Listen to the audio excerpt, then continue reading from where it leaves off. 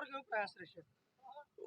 આ વખતે વડોદરા લોકસભાની બેઠક જે રીતના પ્રશ્નો વડોદરા શહેરના હોય, વાઘોડિયા સાવલી વિધાનસભાના મતદારોના જે પ્રશ્નો છે, જે રીતે વડોદરા શહેરને સુવિધાથી ની જે વાત કરવામાં આવે છે, જે મસ્ત મોટા એમને વેરા લેવામાં આવે છે, એની સામે સુવિધામાં એવી સુવિધાઓ ઉપલબ્ધ કરાવવામાં કંઈક ને કંઈક રીતે અહીંના સત્તાધીશો નિષ્ફળ નીવડ્યા છે.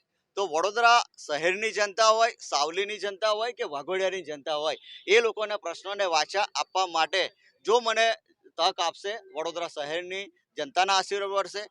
સૌ વાઘોડિયા વિધાનસભા કે સાવલી વિધાનસભા જનતા જો મને આશીર્વાદ આવશે, તો આ જે તમામ જે પ્રશ્નો છે, જે રીતને એમના નેતાઓ પક્ષના વડા હોય કે રાજ્યના મુખ્યમંત્રી દ્વારા જે વાત વડોદરા શહેર માટે કરવામાં આવી, જો વડોદરા જનતાના આશીર્વાદ મળશે તો એ વાત જે હતી એ વાતને હું ચોક્કસપણે જે અમદાવાદ ને સુરતની વાત કરી હતી એના કરતાં પણ આગળ વડોદરા નીકળે એવા મારા પ્રયત્ન રહેશે.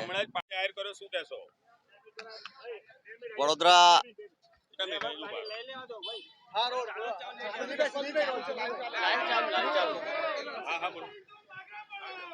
વડોદરાના સૌ મારા આગેવાનો કાર્યકરો ની જે લાગણી પાર્ટી સમક્ષ મૂકી અને પાર્ટીએ જે મારામાં વિશ્વાસ મૂકીને વડોદરા લોકસભા બેઠક માટે જે મારી પસંદગી કરવામાં આવી છે, તે બદલ હું સૌ મારા આગેવાનો કાર્યકરો મિત્રો શુભેચ્છકોનો ખૂબ ખૂબ આભારી છું. સાથે પાર્ટીનો પણ ખૂબ ખૂબ આભારી છું કે જેને સૌ પ્રથમ 2012માં ખૂબ નાની વયે વિધાનસભાની ટિકિટ આપીને 2017 હોય કે 2022માં પણ વિધાનસભા લડવાની તક આપી અને આજે વડોદરા બેઠક લોકસભા લડવા માટે મને જે તક આપી છે એના માટે હું સૌ મારા આગેવાનો કાર્યકરો વડોદરા શહેર સાવલી વાઘોડિયા વિધાનસભા મતદારોનો હું ખૂબ ખૂબ આભારી છું.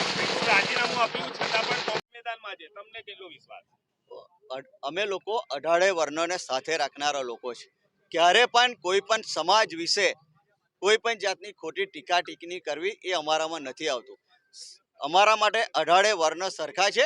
ત્યારે આ સમાજનો મુદ્દો એમને જે ઉપસ્થિત કર્યો છે એ વ્યક્તિ બાબતની વાત હતી કે પરસોત્તમ રૂપાલા દ્વારા જે વાત કોઈ ક્ષત્રિય સમાજ માટે જે કરવામાં આવી છે, બેન દીકરીઓ માટે જે કરવાની, જેનો ઇતિહાસ ત્યાગ બલિદાન અને શૌર્યનો રહ્યો છે, આ માતૃભૂમિની રક્ષા માટે જેમને પોતાનું લોહી રેડ્યું છે, એ સમાજ માટે એમને જે વાત કરી છે એને મેં પ્રથમ દિવસ જ્યારે મીડિયાના માધ્યમથી જાણ્યું ત્યારે જ મેં મારી પ્રતિક્રિયા પણ આપી હતી અને એ બાબતને આજે પણ અમે એનો વિરોધ કરીએ છીએ કે કોઈ પણ સમાજ માટે તમામ સમાજો અઢારે વર્ણના સમાજ અમારા માટે સન્માનીય છે. કોઈ સમાજ માટે ખોટી ટીપા ટિપ્પણી કરવી એ તદ્દન ખોટી બાબત છે.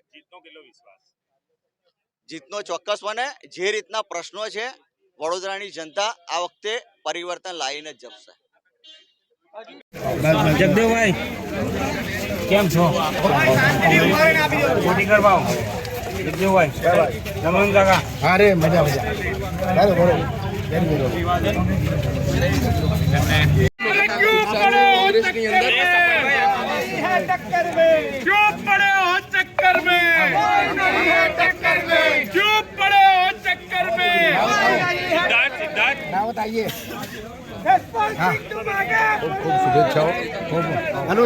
રાજીનામું નથી આપ્યું.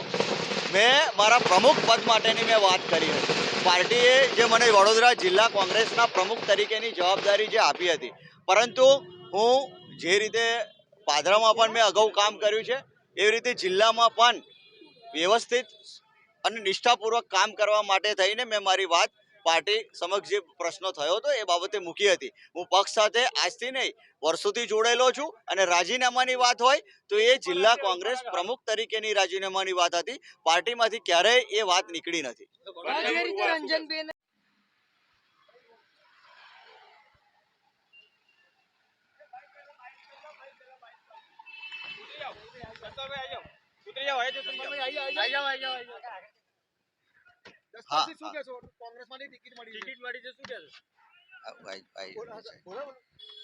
બસ વડોદરા લોકસભા બેઠકના તમામ જે મારા સૌ આગેવાનો કાર્યકરો છે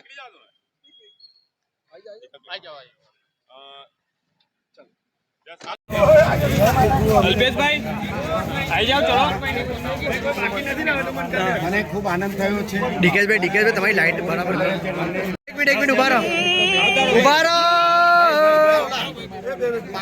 હા ઉભા રહો